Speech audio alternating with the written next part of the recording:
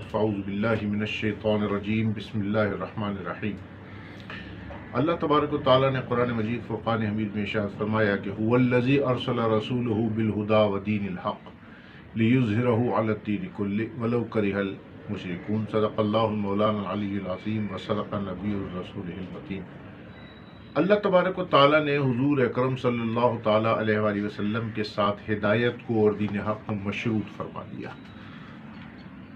یعنی هو الذی ارسل رسولہ بالہدی ودین الحق، ہدایت اور دین حق کے ساتھ بھیجا۔ اس آیہ مبارکہ میں حضور اکرم صلی اللہ علیہ وسلم کی مشن کے دو حصوں کو بیان فرمایا گیا۔ مشن کا پہلا حصہ تو یہ ہے کہ حضور اکرم صلی اللہ تعالیٰ علیہ وآلہ وسلم جو دین لے کر آئے اس میں سراسر ہدایت ہے اور وہ دین حق ہے۔ هو الذی ارسل رسولہ بالہدی ودین الحق، یعنی دنیا پر یہ ثابت ہو جائے گا کہ ہدایت صرف اسلام میں ہے اور دین حق صرف اور صرف اسلام ہے۔ دنیا کا کوئی مذہب بھی دین حق نہیں ہو سکتا آج کی موجودہ صورتحال میں۔ بہت سے ادیان اللہ تبارک و تعالیٰ نے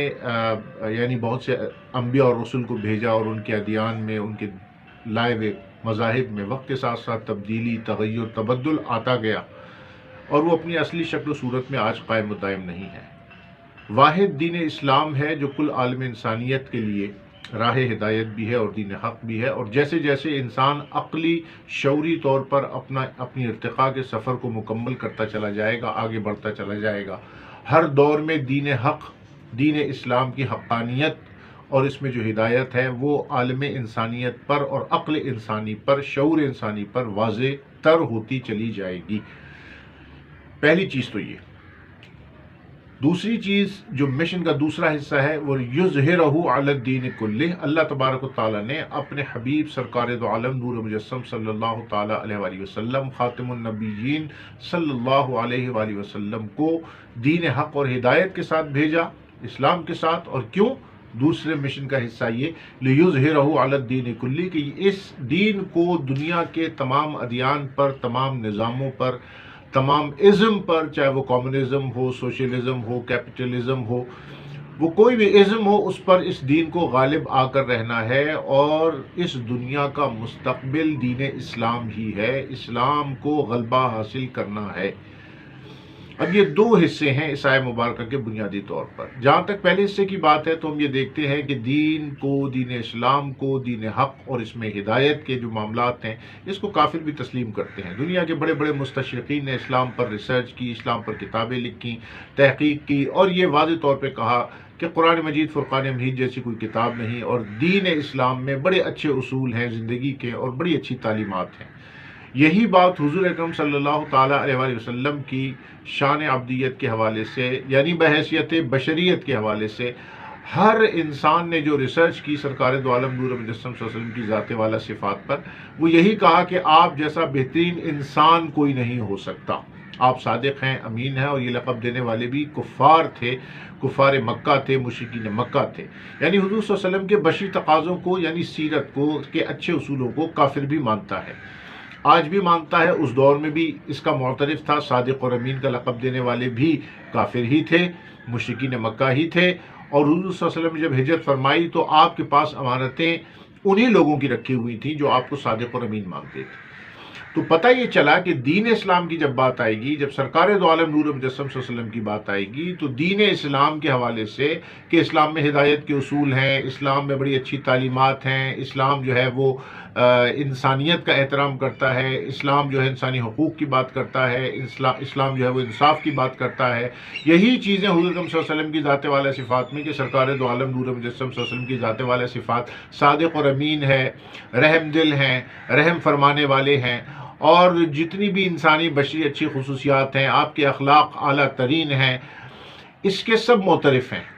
لیکن جب دوسری شانوں کے بارے میں ہم بات کرتے ہیں، یعنی حضور صلی اللہ علیہ وسلم کی شان نبوت و رسالت کی جب ہم بات کرتے ہیں، تو یہاں پر جو بشری تقاضوں کو ماننے والا ہے وہ اعتراض کرنے لگتا ہے۔ جب حضور صلی اللہ علیہ وسلم کے معجزات کی بات کرتے ہیں، چاند کو 2 ٹکڑے کرنے کی بات کرتے ہیں، جب حضور صلی اللہ علیہ وسلم کا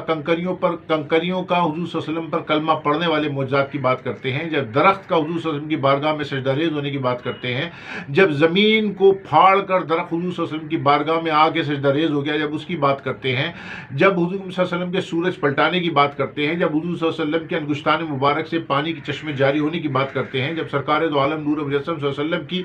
سائے کے نہ ہونے کی بات کرتے ہیں، جب حضور اکرم صلی اللہ تعالی وسلم کے دندان مبارک سے اس نور کے نکلنے کی بات کرتے ہیں، اس روشنی کے نکلنے کی بات کرتے ہیں جس میں حضرت عائشہ صدیقہ رضی اللہ تعالی عنہا نے اپنی رات میں اپنے خیمے میں کھوئی ہوئی سوئی کو ڈھونڈ لیا، جب ان شانوں کی بات کرتے ہیں تو عقل کے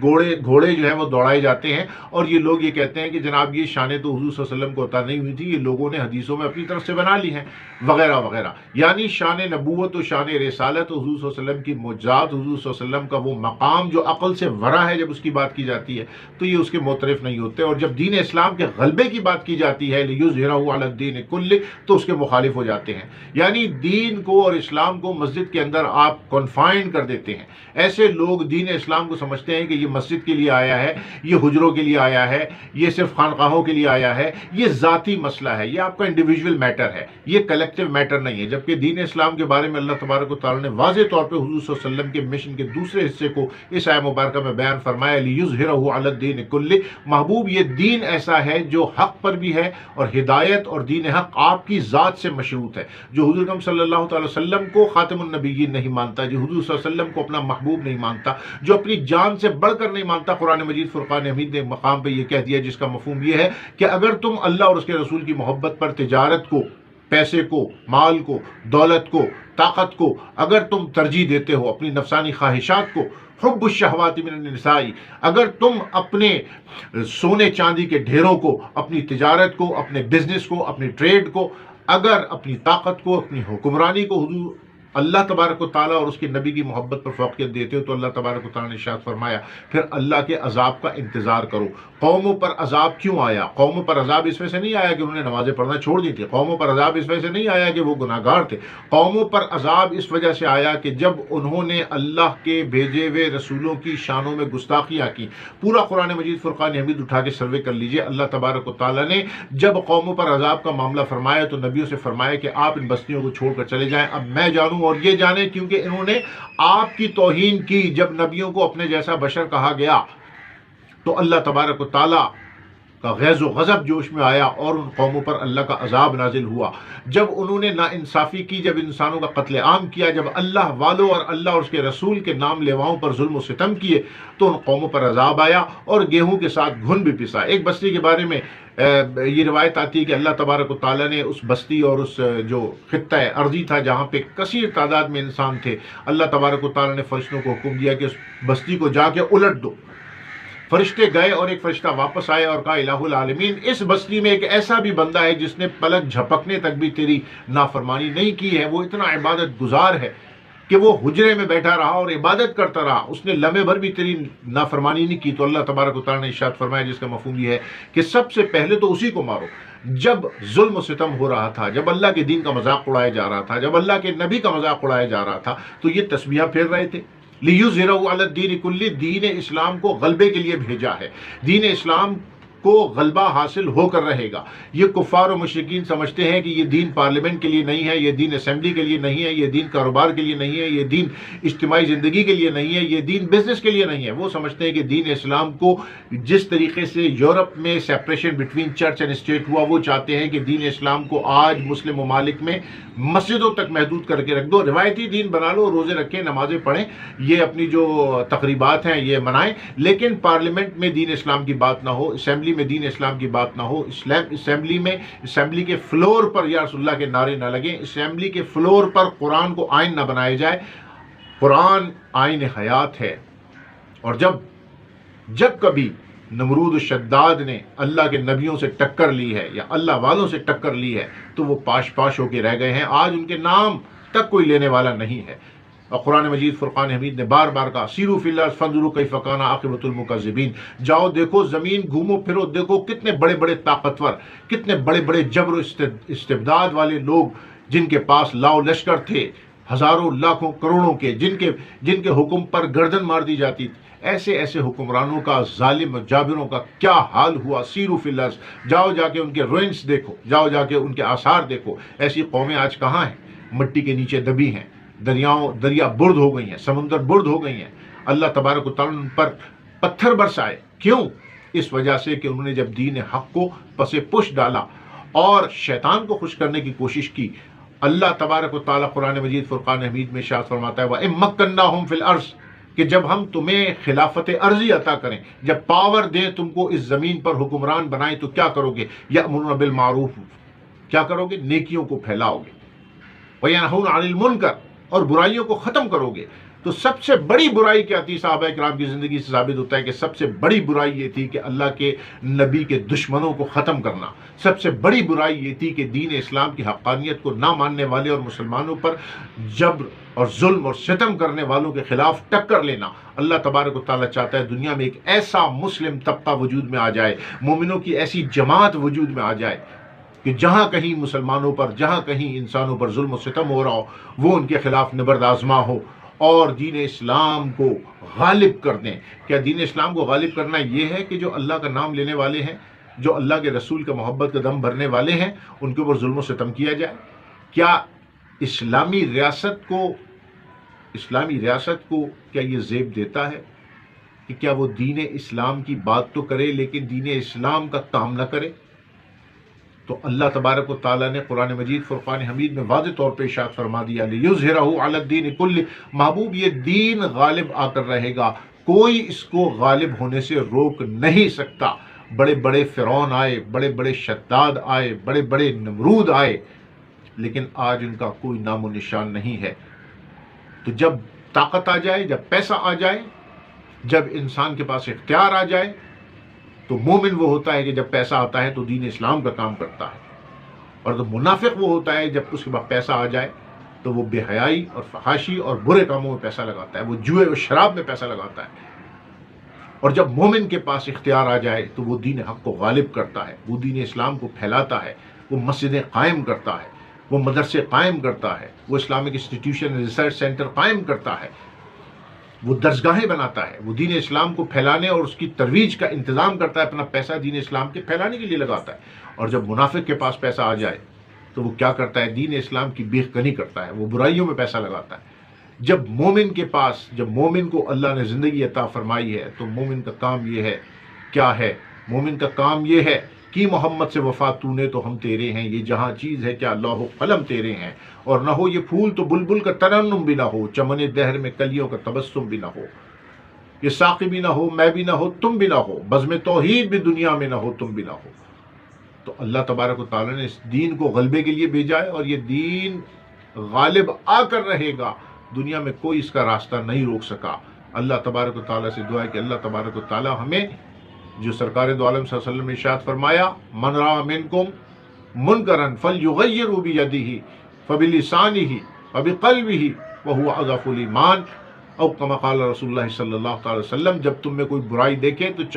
اس کو چاہیے کہ اپنے زور بازو سے جو اتھارٹی اس کو حاصل ہے اس طریقے سے اس برائی کو روکے.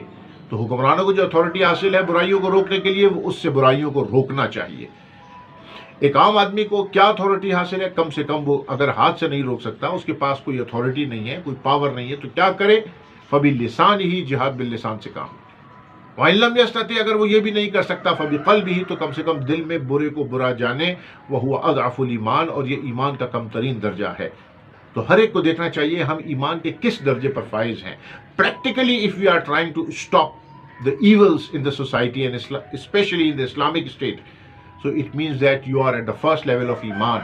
يُغَيِّرْهُ بِيَدِهِ. If you cannot do that, do it by your tongue, by your pen. Whatever the facility you have to utilize those facilities and powers which Allah has given you to stop the evil in the Islamic society. If you cannot do that, if you are unable to do that, then at least the least level of iman is that in your heart you must think that this is a bad thing which is going on and I cannot change it and I cannot do any verbal action against that evil. تو یہ وہ چیزیں ہیں جو دین اسلام میں اللہ تبارک و تعالیٰ نے قرآن مجید فرقان حمید میں دین اسلام کے حوالے سے بیان فرمائی کہ اس دین کو غالب آ کے رہنا ہے، اور نبی کی شانوں کو جو نہیں مانے گا، وَرَفَعْنَا لَكَ ذِكْرَكَ، محبوب ہم نے آپ کے ذکر کو بلند کیا ہے، اور اللہ سے مقابلہ کون کر سکتا ہے جب خالق خود اپنے محبوب کے ذکر کو بلند کر رہا ہے۔ لِيُظْهِرَهُ عَلَى الدِّينِ كُلِّهِ، دین غالب آئے گا تو ذکر مصطفیٰ بھی ہوگا، جہاں ذکر مصطفیٰ ہے وہاں دین کو غلبہ ہو کر رہے گا انشاءاللہ، اور وہ دین جہاں پہ نبی کریم صلی اللہ علیہ وسلم کی شانوں کو نہیں مانا جاتا وہ دین حق نہیں ہو سکتا، چاہے وہ کتنا لیول لگاتے رہیں، لیول لگانے سے وہ چیز اصلی نہیں ہو جاتی۔ اللہ تبارک و تعالیٰ سے دعا ہے کہ اللہ تبارک و تعالیٰ ہمیں اچھے حکمران عطا فرمائے، اور اسلامی ریاست کو، اسپیشلی پاکستان کو اسلام کا قلعہ بنائے، اور جو لوگ مسلمانوں پر ظلم و ستم کر رہے ہیں، جو اللہ اور اس کے رسول کے نام لیواؤں پر ظلم و ستم کر رہے ہیں، چاہے وہ بھارت میں ہو، چاہے وہ چیچنیا میں ہو، چاہے وہ ہرزگوینیا میں ہو، چاہے فلسطین میں ہو، اللہ تبارک و تعالیٰ ان کو نیست و نابود کر دے گا، چاہے کتنے وہ لیول لگا لیں۔ یہ لارنس آف اسلام ہے، جس طرح لارنس آف عربیہ نے آ کے عرب کو ٹکڑے ٹکڑے کر دیا اسلام کے نام پر۔ وہ اچھی عربی بھی بولتا تھا، وہ درس قرآن بھی دیتا تھا، وہ مسلمانوں کا لیڈر بن کر آیا تھا، وہ مسلمانوں کا رہنما بن کر آیا تھا، لوگ اس کے فین ہو گئے تھے، لیکن کیا کیا؟ ایٹ دی اینڈ مسلمان جو ہے وہ تباہ برباد ہو گئے، پوری عرب ریاستیں تباہ برباد ہو گئیں، اور ان میں عصبیت کا بیج بو دیا گیا۔ تو آج لارنس آف اسلام دنیا میں پھیلے ہوئے ہیں، جو اسلام کا ٹائٹل لگا کر اپنے چہرے کے اوپر اور اسلام کا نام لے کر، اور وہ دین اسلام کے خلاف کام کر رہے ہیں۔ اللہ تبارک و تعالیٰ ان تمام ایول سے اور ان تمام شیطانوں سے ہمیں محفوظ رکھے، آمین بجاہ النبی الکریم۔ السلام علیکم ورحمۃ اللہ وبرکاتہ۔